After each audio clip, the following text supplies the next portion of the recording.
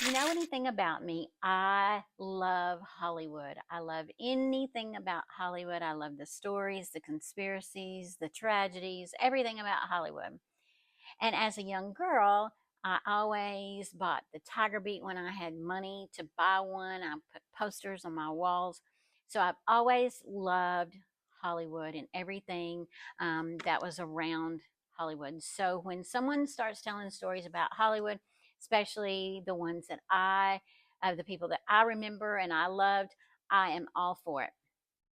I love this guy, have loved him a long time. He has been around Hollywood a long, long time. And so I am thrilled to get to review this book today with you. Um, we're talking about Rob Lowe and the stories I only tell my friends. And it is a wonderful book. So we are going to dive right in. Hey, y'all. Welcome to Boozy B's Books and Cocktails. I'm Dana B, and we are talking Rob Lowe today.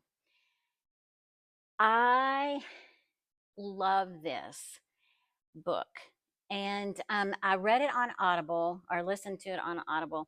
And what makes it even better is that the incredible Rob Lowe is the one that's narrating it.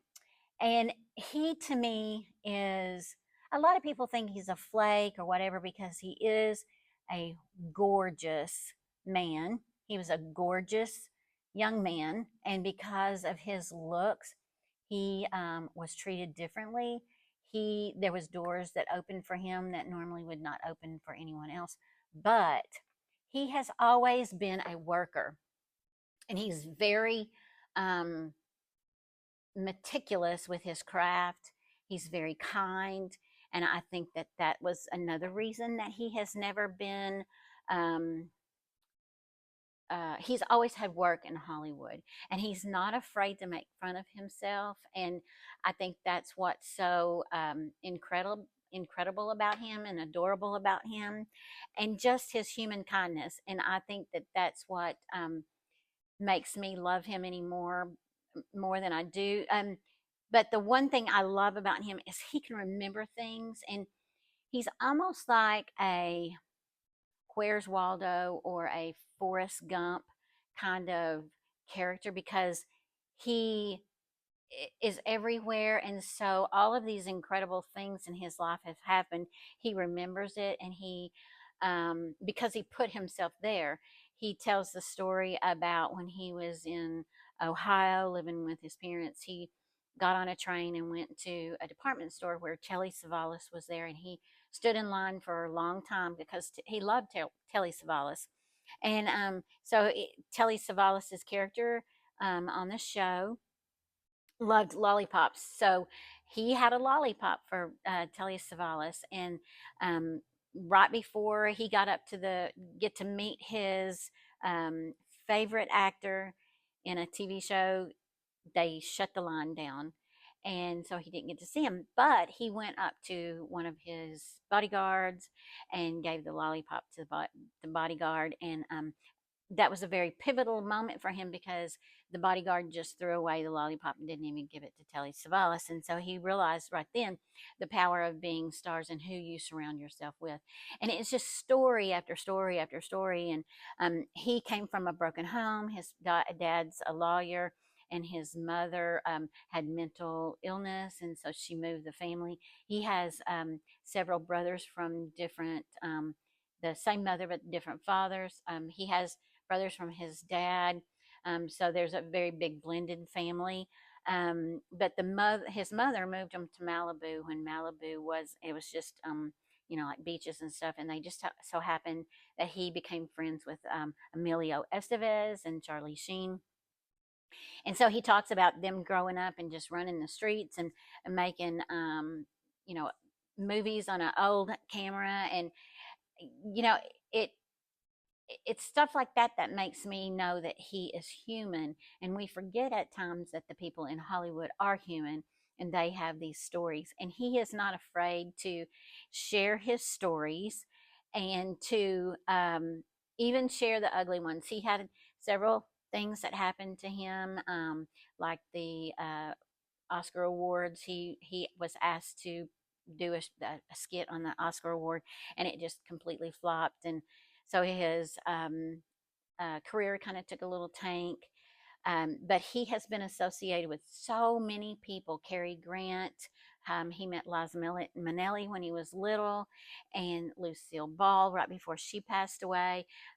He knew JFK, and so he just has these stories, and the way he tells them are just absolutely beautiful in this book. And you just, from the moment he starts talking on the Audible, you're just swept away in the glamour and the beautiful world of Hollywood.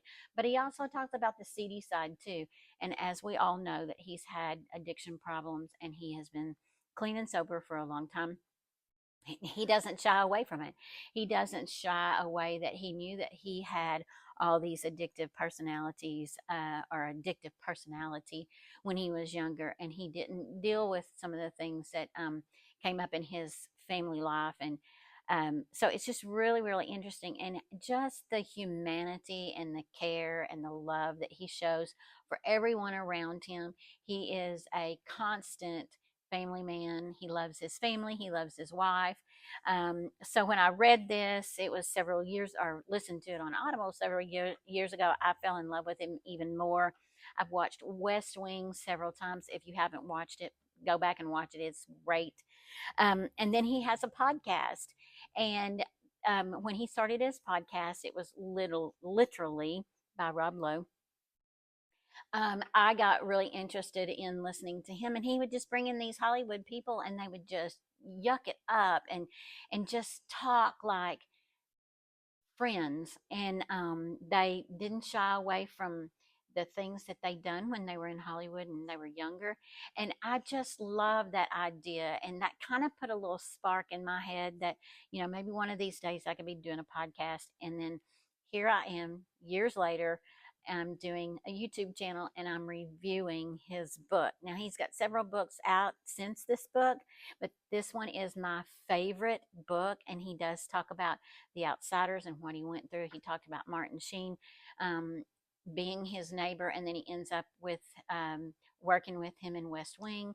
And I mean, it's just a great, great story. And if you love Hollywood, if you love to hear the stories of the 1980s, and then just him growing up in the same era that I did, it's just lovely, and it brings back some great memories. And so for that, I am so grateful that I am able to share with you the stories I love to tell my friends, or the stories I only tell my friends.